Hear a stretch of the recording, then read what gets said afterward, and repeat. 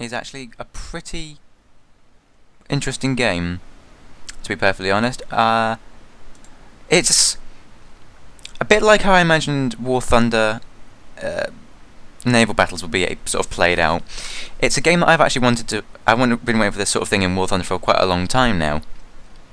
And what this game is, as it might say, it is the part of World of Warplanes, World of Tanks, World of Warships. So it's one of 3 games.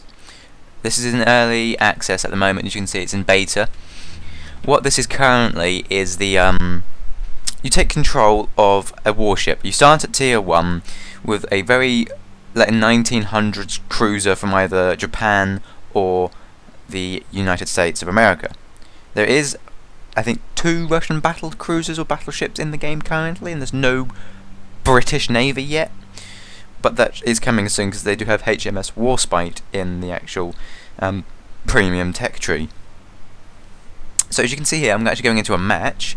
It's just a random battle. You take control of a flag, so you have one flag, the enemy has one flag. The goal is to capture the enemy's flag while also sinking enemy ships.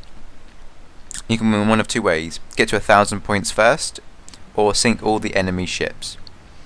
So it is a third-person view of the.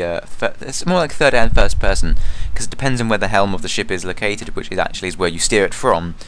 So this is a tier 2 cruiser from the 1900s. I think it's 1905. This cruiser is from.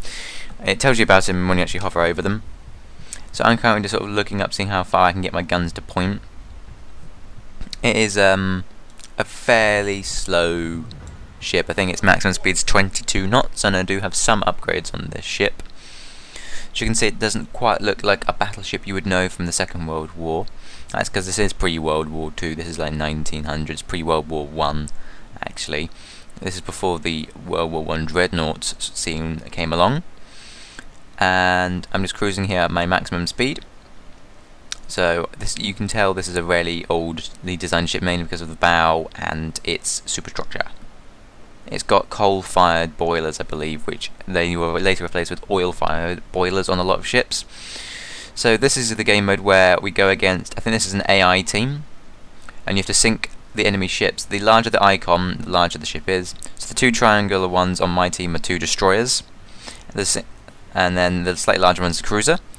Then you get the battleships, and the carriers have the largest icons. The range on the guns when you first start out is about 8 kilometers, which is not very far. As you can see, you can sort of use these binoculars to zoom in, and the green reticle, where you'll see like a little point where my gun or where my shots will go once those orange circles will come in. They'll turn green, and that means my gun is pointed at where I'm looking, and I'm able to fire my turrets. So you can see these orange circles start to line up. I've got to wait for this guy to come into my range. I have to anticipate where he's going to go. He's already hit me and damaged me. I'm just waiting for my guns to reload. I've got some critical damage down. I think that is my steering mechanism, so I can't actually steer. So I sound my damage repair team. He's done it again. He set me on fire, I think. No, he hasn't set me on fire. He's just critically damaged me, because at that range, his guns are at the maximum elevation. So as you can see, his shells are hitting my side and starting to hit the deck. Obviously, with battleships, cruisers, destroyers, you kind of want to...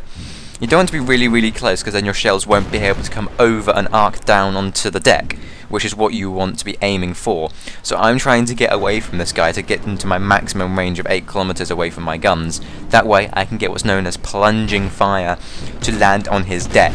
And if I can get a armor-piercing shell or even a HE shell to land on his deck and go through it and explode inside, I'm more likely to get a citadel penetration, which is where the shell goes into a critical part of his ship, which you can actually disable the engines, which you'll know what you A, say you've disabled his engines, and B, his smokestacks or the funnels will billow black smoke, and he'll sit dead in the water eventually if he's not going fast enough.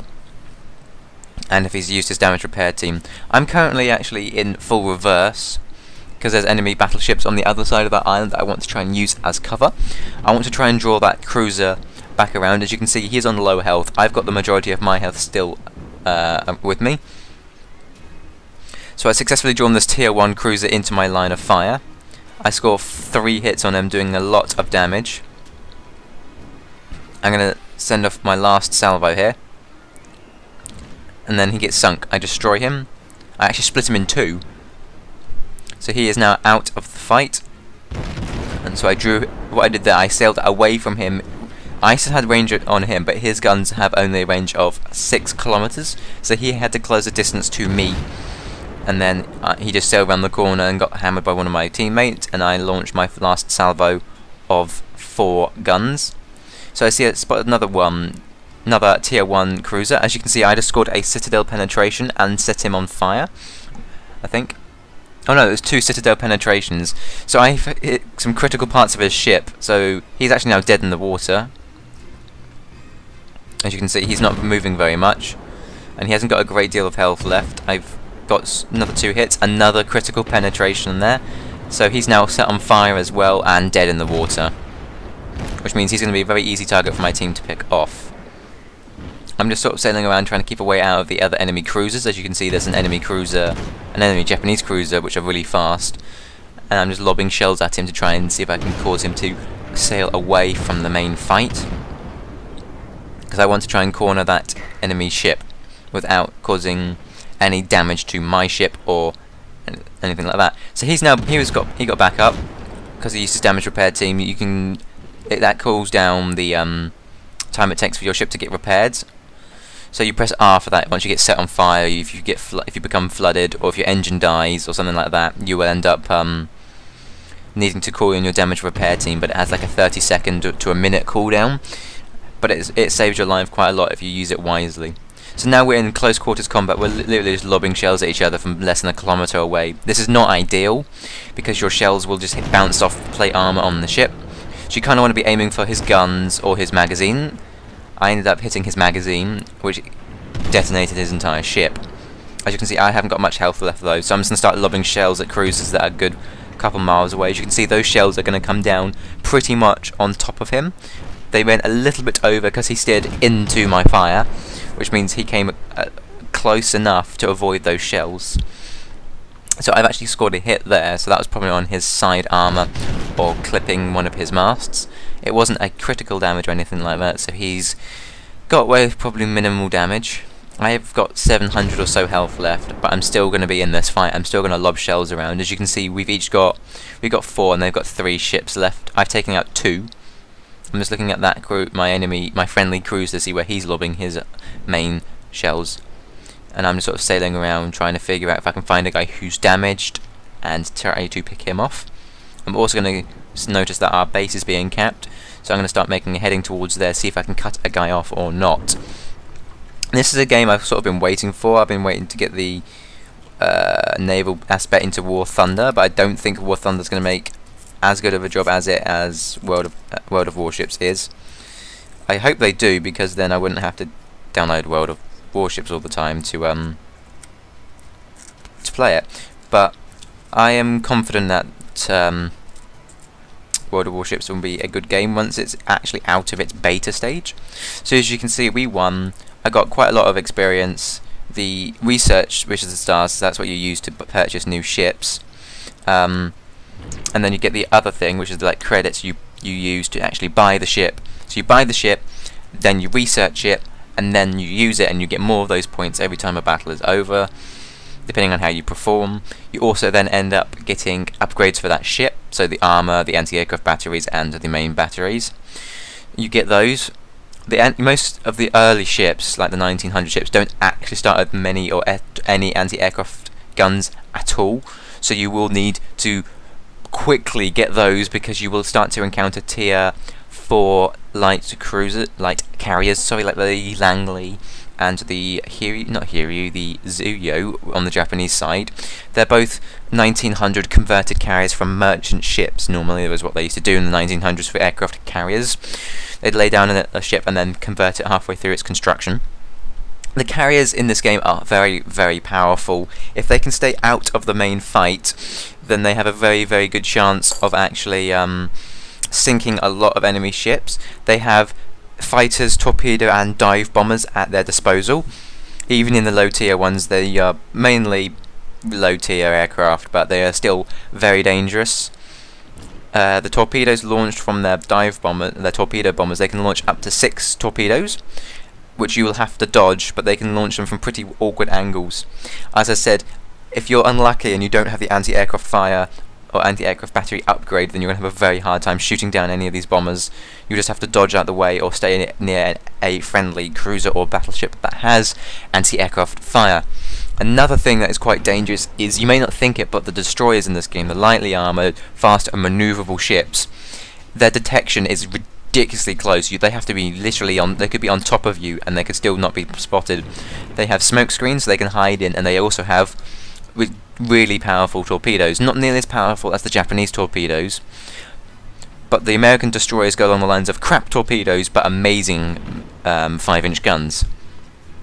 But they can still launch up to 6 torpedoes, which will sink you in one salvo if you're not careful. The Japanese ships are really fast, have awful guns, but their torpedo ranges is immense. They have, I think it's 6 kilometers for the Americans, and I think around 6-7 for the Japanese torpedoes. But it does. The torpedoes are super dangerous. You have to be very careful. I've sunk I sunk a Japanese destroyer, and I was like, oh, he's sunk.